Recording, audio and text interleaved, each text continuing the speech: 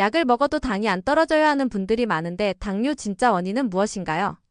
네, 사실은 이제 우리가 이 약국에서 환자를 만나면서 이제 제가 많이 경험하는 것 중에 이런 환자분들이 있어요. 저는 약도 열심히 먹고요, 운동도 열심히 하고, 그리고 정말 밥도 많이 안 먹거든요. 그런데 당이 안 떨어집니다. 이제 이렇게 이야기하시는 분들이 있습니다. 그래서 저는 이제 이런 경우를 보고 저는 이런 비유를 하는데요. 이제 우리가 사회가 불안하면 은행에다가 돈을 저금을 합니까? 찾아옵니까? 찾아온다. 마찬가지로 우리 인체는 내가 스트레스라든가 긴장 상태가 연속 지속이 돼버리게 되면 당을 세포에 배달하는 것이 아니라 혈관이 당을 갖게 되고요. 그 다음에 간에서는 과도한 포도당을 계속 만들어서 방출을 하게 되는 이러한 현상들이 벌어지게 되면서 당이 올라갑니다. 그러니까 저는 혈당이 조절이 잘 안 되는 그 배경 속에는, 또는 당뇨가 처음 생겨나는 배경 속에 스트레스가 굉장히 크게 작용하고 있다라고 저는 생각을 합니다. 그래서 스트레스 상태가 지속이 되면 항상 전투 모드가 되는 거죠. 그래서 전투 중에는 절대적으로 혈당을 낮출 수가 없죠.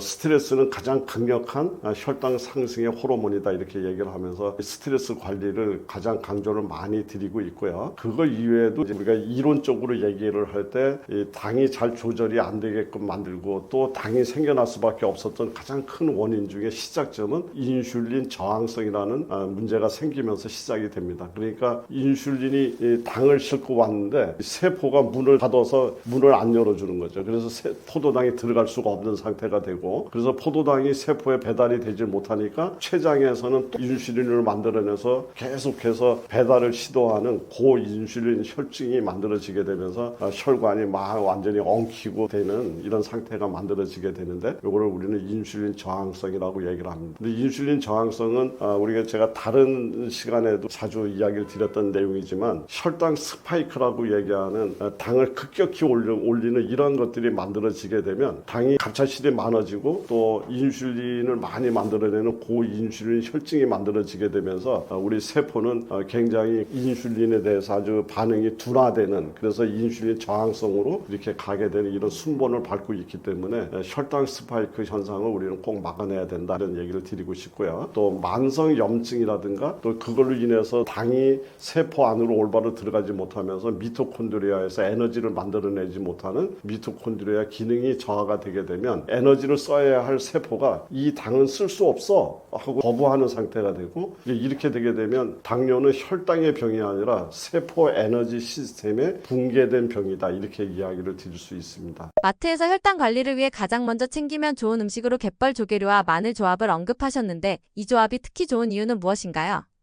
당에 좋은 그런 음식 조합은 상당히 많이 있습니다. 그런데 특히 이제 제가 많이 권유드리는 것 중에 하나가 갯벌에서 나오는 바지락이라든가 모시조개라든가 하는 갯벌 조개류와 마늘을 혼합을 해서 끓였는 소위 마늘 조개탕이죠. 바지락 마늘탕, 모시조개 마늘탕, 이제 이렇게 얘기할 수 있는 음식인데, 이 조합은 정말 혈당 관리에 숨은 실력자다, 저는 이렇게 생각을 합니다. 왜 그러냐면 갯벌에서 나오는 조개류 안에는 타우린이라고 하는 그 성분이 있는데, 그 타우린은 인슐린 민감도를 굉장히 개선하는데 매우 뛰어난 효능이 있는 걸로 알려져 있고요. 그리고 인슐린을 합성하고 저장하고 췌장을 건강하게 만드는데 필수적인, 말하자면 당뇨 미네랄이라고 얘기하는 아연이라고 하는 미네랄을 가장 많이 갖고 있는 게 갯벌 음식이죠. 이제 그러면서 비타민 B12, 세포를 회복시키는, 또 세포의 에너지를 회복시키는 데 작용하는 비타민이죠. 그거와 철분을 많이 갖고 있는 것이 바지락이라든가 모시조개, 갯벌에서 나오는 조개류가 갖고 있는 특징적인 그런 성분이기 때문에 이제 매우 좋다. 그리고 혈당을 올리지 않는 고단백 저당 식품이다라는 관점에서 갯벌의 조개류의 역할을 우리는 정리할 수가 있고요. 여기에 이제 마늘이 합쳐지면서 마늘에 있는 알리신이라는 성분은 간에 간에서 포도당이 생성되는 이것을 억제하는 기능이 있습니다. 만약에 간에서 포도당 생성을 계속하게 되면 어떤 결과가 나오느냐 하면 이 저녁 때보다도 아침에 일어나서 혈당을 쟀는데 혈당이 저녁 때보다 더 높아요. 이렇게 하시는 분들이 있습니다. 이제 이런 분들은 왜 그러냐면 밤새도록 우리 몸 안에서 가장 기본적으로 간이라고 하는 장기에서 우리가 수면 중에 포도당이 부족하지 않은 상태로 우리 몸을 만들기 위해서 간에서 포도당을 신생 계속 포도당을 합성을 해서 혈관에다 이렇게 뿌려서 잠자는 사이에도 세포를 먹여 살립니다. 이것을 포도당 신생 과정이라고 얘기를 하는데 이제 이게 밤에만 그렇게 작업을 하고 끝이 나야 되는데 밤에도 또 아침에 일어나도 이게 꺼지지 않는 공장처럼 그냥 계속해서 포도당을 만들어내게 되면 혈관 안에 당이 많이 모여들면서 아침에 일어났는데 오히려 더 당이 저녁 때보다도 더 높은 현상이 나타납니다. 이제 이런 현상이 나타나는 것은 대표적으로 간 포도당 생성과 관련이 있는데 마늘이 이 작용을 억제하고 또 도와주는 역할이 있습니다. 그리고 또 마늘은 대표적인 염증을 완화해서 인슐린 저항성을 감소시키고요. 그리고 혈관을 확장하는 그런 기능이 있어서 우리 말초 혈액순환을 도와주면서 혈당 이용률을 높여주기 때문에 갯벌 조개류와 마늘이 만났을 때 정말 우리가 이야기하는 당 관리뿐만 아니라 당으로 인해서 생겨날 수 있는 여러 가지 합병증을 잘 해결할 수 있는 최고의 조합이다라고 저는 생각을 합니다. 그래서 당을 만들지 않으면서 당을 잘 쓰게 만드는 그러한 방향으로 몸을 돌려준다. 갯벌에서 나오는 조개류와 마늘이 합쳐서 만들어낸 아주 정말 좋은 그런 작용이다라고 저는 이야기를 드리고 싶습니다. 초콩처럼 식초와 단백질 식품을 함께 활용하는 방식이 혈당 스파이크를 줄이는 데 도움이 된다고 하셨는데 이 원리를 일반 식사에 어떻게 응용하면 좋은가요?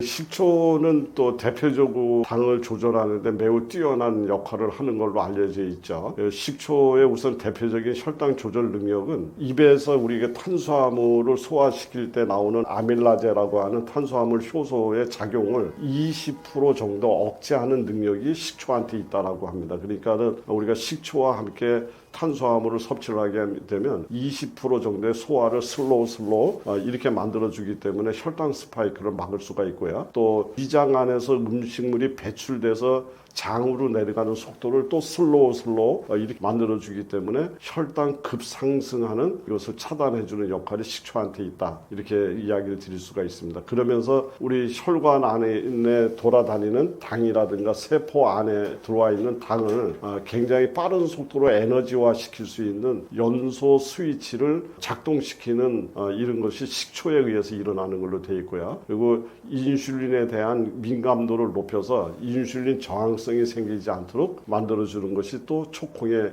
초가 갖고 있는 그런 대표적인 효능으로 알려져 있습니다. 그래서 단백질과 함께 먹을 때 혈당 상승을 완만하게 한다든가 또 그렇게 하면서 천천히 소화를 진행시키니까 포만감이 지속이 되고요. 그러면서 가장 중요한 것 중에 하나는 그 하는 당들을 근육에서 먼저 당을 사용할 수 있게끔 근육의 문을 여는 것을 바로 또 식초가 하는 걸로 이렇게 되어 있습니다. 그래서 사실은 저도 당뇨는 없습니다만은 이제 기본적인 건강 관리를 식초를 활용하는 방법을 많이 쓰고 있는데 항상 밥 먹기 전에 이렇게 커피 잔 정도의 따뜻한 온수에다가 식초를 커피 숟가락 한 숟갈 정도로 섞어서 이것을 주로 식사 전에 한 잔을 마시고 식사를 하는 습관을 오랫동안 하고 있는데 저는 지금까지 당이라든가 이런 것들에 대해서 염려 안 하고 정말 혈액이 굉장히 맑게 잘 관리가 되고 있습니다. 그래서 우리 시청자분들께서도 한번 이런 것들을 정말 그냥 좋다는 건 너무 많지만 그거를 많은 것을 아는 것이 중요한 것이 아니라 이런 것들 내용 중에서 꼭 한번 실천을 해서 내 걸로 만들어 놓는 것이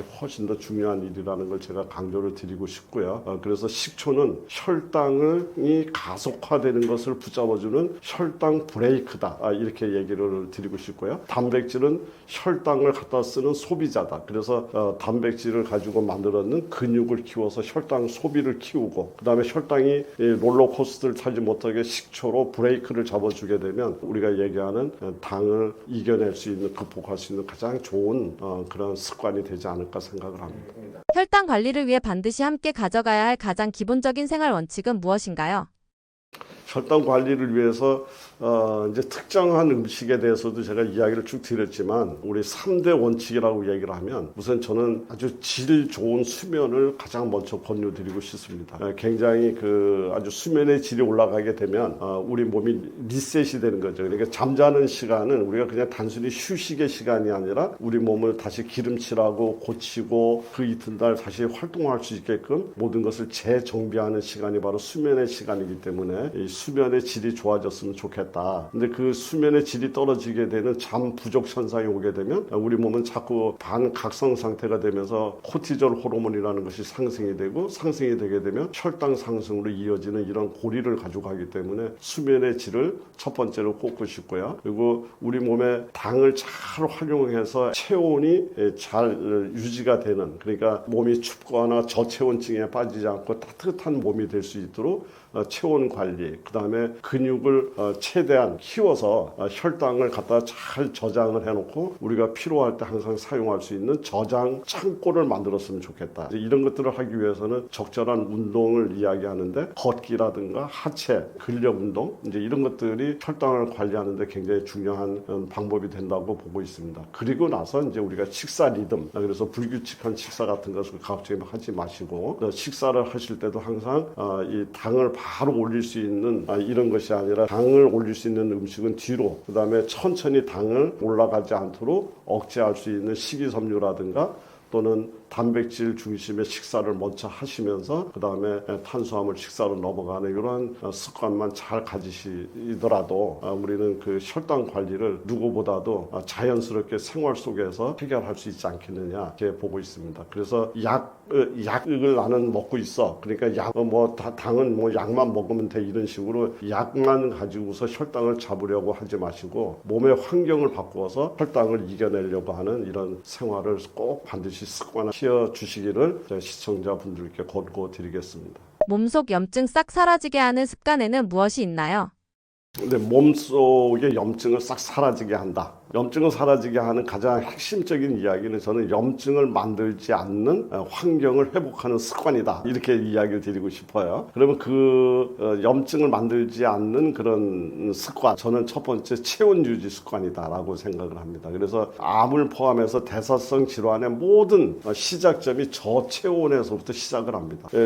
체온이 떨어지게 되면 우리 몸 안에 대사 능력이 떨어지고 전부 다 웅크리고 쌓아놓게 되죠. 이제 이것이 결국 몸 안에 만성 염증이 생겨나는 출발점이기 때문에 항상 좀 따뜻한 음식을 먹고 냉음료를 제한하고, 그리고 여러 가지 그 하체 쪽에 냉기가 생겨나지 않도록 조격을 한다든가 반신욕을 한다든가 또는 이제 잠을 잘 때도 수면 양말을 신는다든가 해서 특히 발에 따뜻하게 만드는 이런 것들을 생활 속에서 가져가면서 체온을 유지하는 습관을 들이는 것을 우선 첫 번째 꼭 강조드리고 싶고요. 네, 두 번째는 혈당 변동의 최소화. 그러니까 이 모든 대사성 질환의 시작이 당으로부터 시작이 된다라고 얘기할 정도로 당이 우리 몸의 에너지원이면서도 이것이 사용되지 못하고 혈관 안에서 돌아다니게 되면 여러 가지 혈관 손상뿐만 아니라 우리 세포를 굶주리게 만드는 이러한 역할로 만들어지는 것이 우리가 당뇨라고 얘기를 하는데, 바로 이 당뇨의 원인이 되는 혈당 변동. 그래서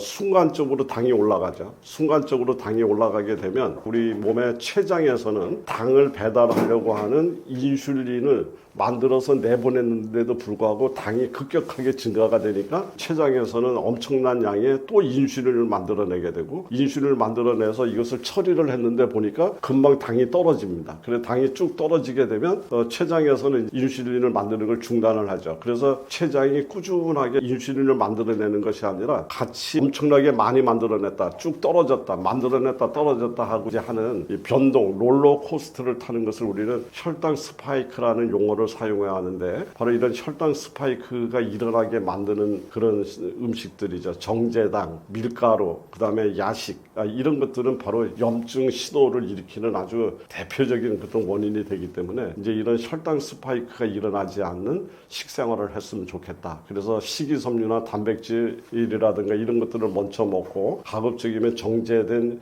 당이라든가 밀가루 음식을 이렇게 후에 먹거나 그것을 가급적이면 먹지 않는 줄이는 이런 습관들을 꼭 강조드리고 싶고요. 그리고 항상 이야기입니다만은 우리 몸의 면역 기능의 70%를 담당하고 있는 장이 건강해야 우리가 먹은 음식물들이 올바로 분해가 돼서 우리 인체가 필요로 하는 상태로 변화가 된 상태로 우리 몸 속에 들어가서 정말 우리 몸을 건강하게 만들 수가 있는데 장의 상태가 망가져 버리게 되면 계속해서 독성 물질이 만들어지고 그것들이 우리 혈관을 타고 인체에 유입이 되면서 혈관에 염증을 일으키기 때문에 장 건강이 매우 중요하다라고 생각을 합니다. 그리고 우리가 깊은 수면 속에 들어갔을 때 우리 몸이 리셋이 되고 또 여러 가지 그 시간대에 망가진 것들을 고치고 이렇게 되는데 수면의 질이 떨어진다든가 또 수면 상태에서 호흡이 얕은 호흡이 이루어진다든가 이렇게 되게 되면 자꾸 우리 몸 안에서는 각성 호르몬의 일종인 코티솔이 상승하게 되고 그것들이 상승하게 되면서 결과론적으로 염증이 고정화가 되는 이런 상황으로 일어날 수 있기 때문에 평상시에 코로 깊게 숨 쉬는 연습이라든가 이런 것들 자주 하시는 것도 굉장히 염증을 줄이는 데 굉장히 도움이 된다. 그리고 가급적이면 너무 늦은 시간이 아니라 최소한도 밤 11시 이전에는 수면 상태에 들어가는 것이 좋겠다라고 추천을 드립니다. 그래서 지금까지 이야기되는 것을 정리하자면 저체온 유지하는 습관을 들이자. 그다음에 혈당 변동을 최소화하자. 그리고 장을 건강하게 만들자. 그리고 수면의 질을 높이자. 이것이 염증을 꺼주는 아주 핵심적인 스위치가 된다. 이렇게 이야기를 드릴 수 있겠습니다. 약이나 보조제에 의존하지 않고도 일상 음식만으로 몸속 염증과 혈관 건강을 동시에 관리할 수 있나요?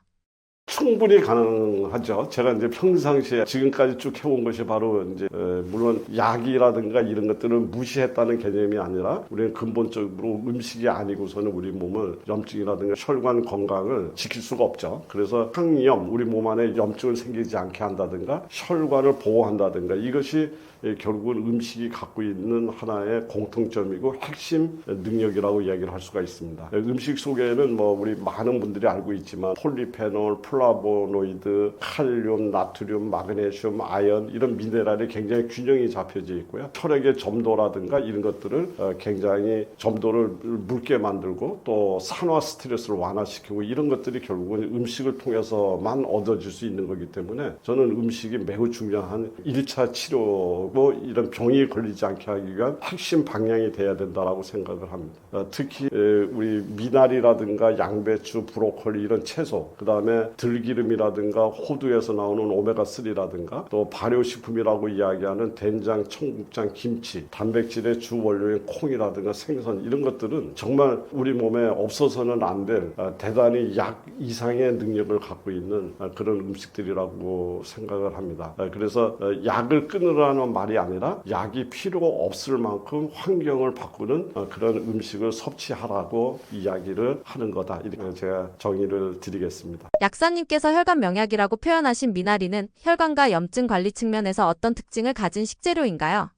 이제 미나리는 채소의 왕이다라는 이야기를 제가 이제 왕이라는 명칭을 줬는데 그거는 왜 그러냐면 우리 인체에서 생겨나는 염증 그리고 모든 만병의 시작이라고 얘기하는 혈관 건강 그다음에 우리 몸 안에 여러 가지 독소를 누적시켜서 몸의 기능을 떨어뜨리는 이런 독소 축적을 해독할 수 있는 능력 이제 이래서 염증 혈관 해독 특히 이 미나리처럼 물속에서 사는 식물들은요, 콩나물이라든가 숙주나물이라든가 미나리 연근들은 전부 물속에서 살면서 그 물을 버리고 해독하고 또 물속에서 살아남기 위해서 강력한 생명력을 지니고 있는 이런 공통된 특징들을 갖고 있는데 그 중에서 특히 미나리는 혈관의 염증을 진정시키는 아주 매우 뛰어난 능력이 있는 물질로 알려져 있습니다. 특히 그 미나리에 있는 캠페롤이라든가 케르세틴이라든가 아피게닌이라고 하는 식물 영양소는 혈관 내 염증을 없애주는데 매우 뛰어난 능력이 있고요. 그리고 혈관 내피를 보호하는 그래서 혈관의 탄력을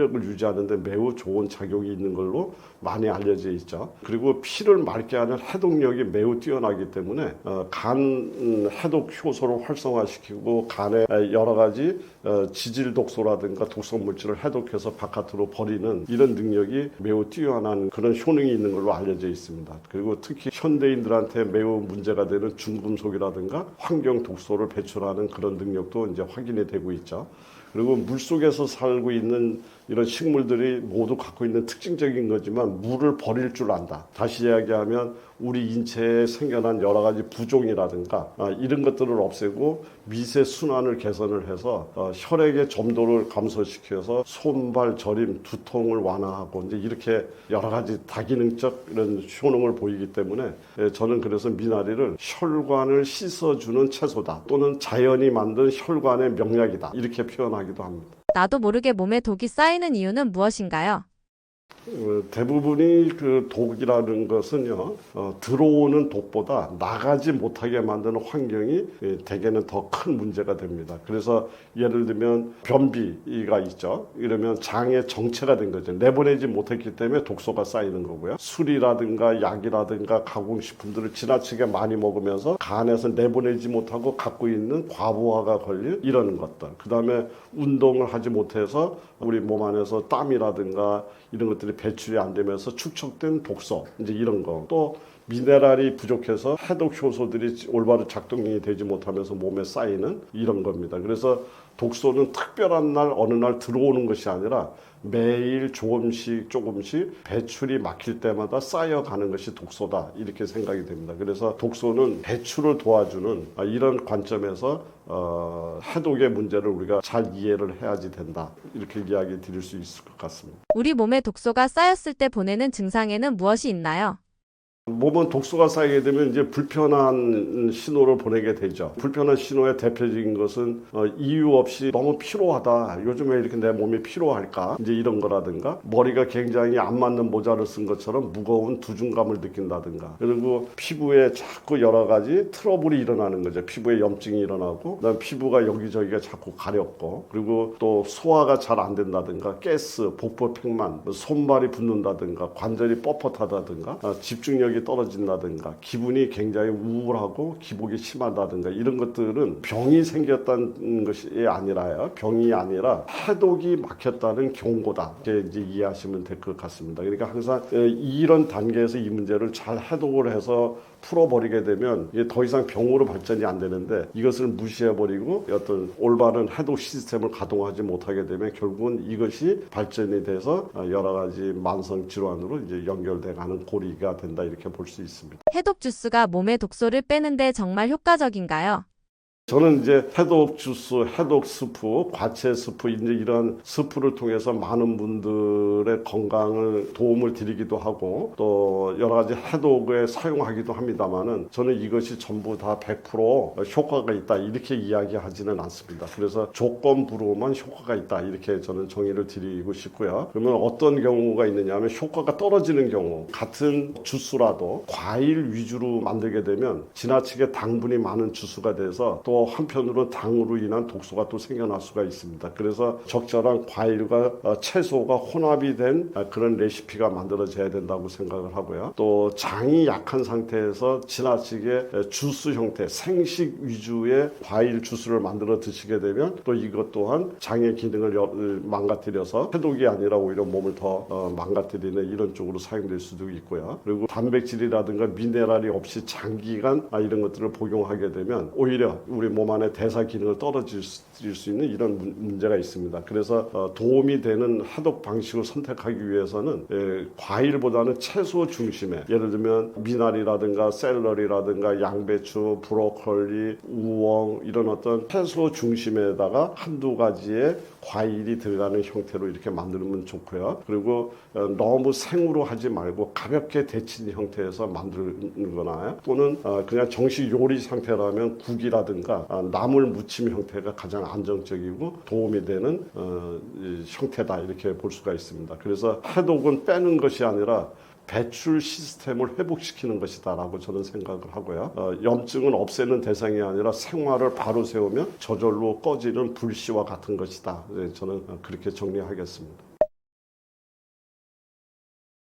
지금은 우리 많은 사람들은 초고령화 사회라는 표현을 써서 이야기를 하고 있습니다. 그래서 초고령화 사회는 우리한테 현대인들한테 찾아온 축복의 이야기인가 아니면 재앙인가라는 이런 부분에서 저는 이제 고민을 하고 그 부분에 대해서 생각을 참 많이 하는데요. 이 누구나 막론하고 태어나게 되면 생로병사라고 하는 이 숙명적인 일을 겪는데 지금 현대인들은 초고령화 사회가 되면서 생로병 다음에 돌봄이라는 단계를 거쳐서 사로 가는 정말 현대인들은 돌봄이라고 하는 이런 단계를 하나를 더 숙명적으로 받아들이고 있습니다. 이 돌봄이라고 하는 단계는 현대인들이 갖고 있는 정말 겪지 말아야 될 우리 삶의 과정 중에 하나라고 저는 생각이 되는데요. 이 돌봄의 단계에서 많은 분들이 우리 어머니, 아버지가 그 돌봄의 단계에서 사라지고 가족관계가 붕괴가 되는 이런 것들을 사실은 우리 주변에서 목격하고 있는 그런 단계입니다. 그래서 저는 이렇게 제안하고 싶습니다.